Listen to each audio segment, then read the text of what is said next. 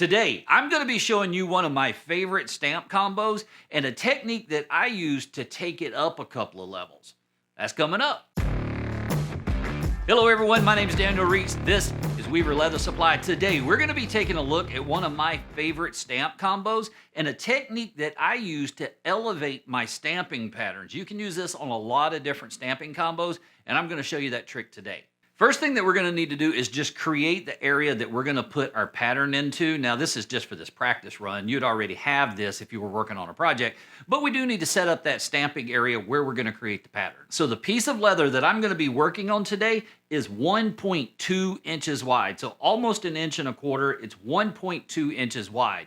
Now, this tooled area in the middle, that is 20 millimeters. Now, I know I just switched from inches to millimeters, but when you're creating something like that, it can be really helpful to know exactly what size you need to make it. And I wrote it down, 20 millimeters is 25 30-seconds. So if I told you that this is 1.2 inches wide and this is 25 30-seconds, most of us wouldn't be able to figure that out. But if you've got a pair of digital calipers, and these are pretty inexpensive, they're like 15 or 20 bucks. You can find them at the big home improvement stores. You can find them on the big websites, that kind of thing.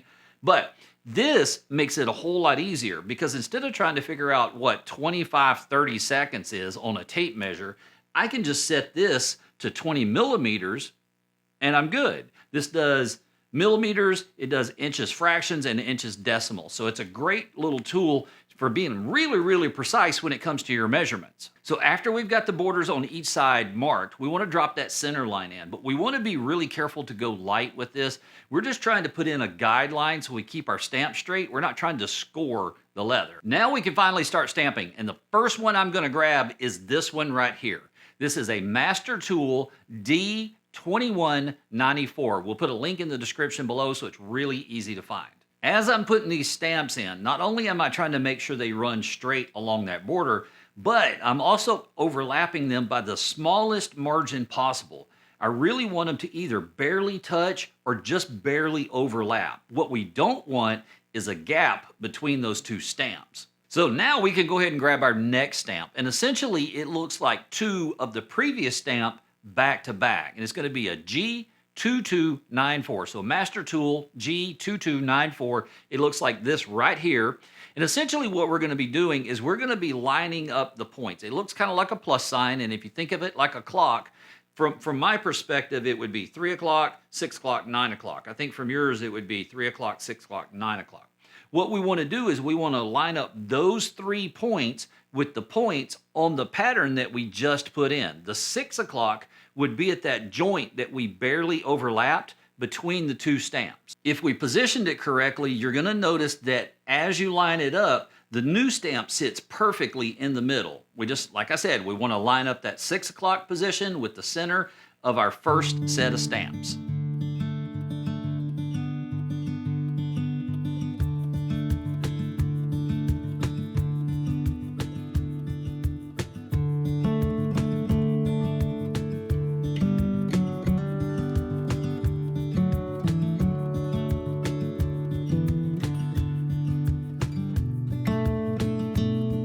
Now we're just going to jump back to that original stamp and finish out the pattern.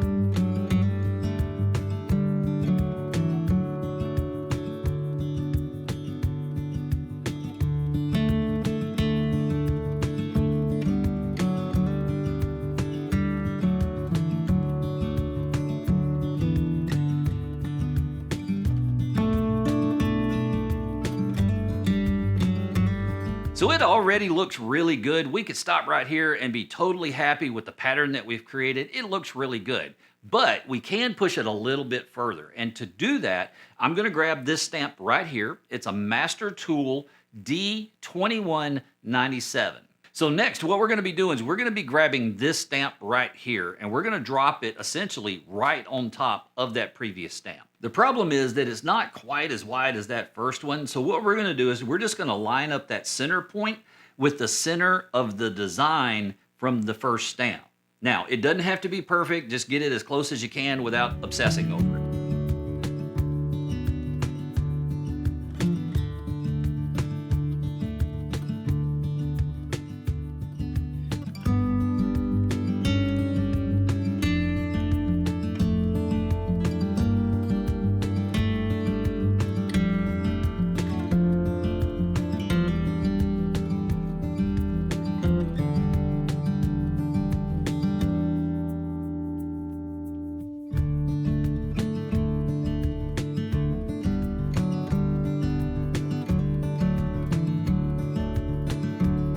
So we're at a point now where we could totally stop and be just fine with it. It looks really good. It's a complicated pattern that reads well on our leather, but there's something that we can do to step it up a couple of notches. It's a technique that I use occasionally. It's not right for every pattern, but on this one, it really will sharpen up and define those edges. And this is what we're gonna do. We're gonna grab our swivel knife and all of those little seed shaped areas, we're going to go in and we're going to cut in the perimeter around those, and it's really going to sharpen and define the pattern.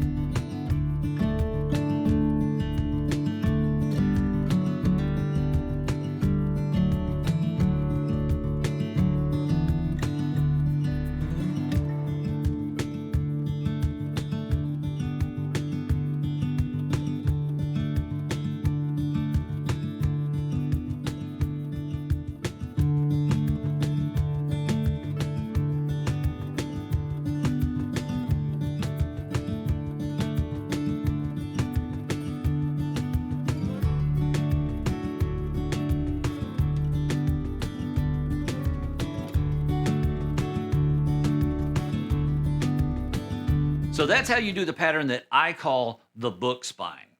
So that's going to do it for this video. I will see you in the next one. In the meantime, go make something amazing.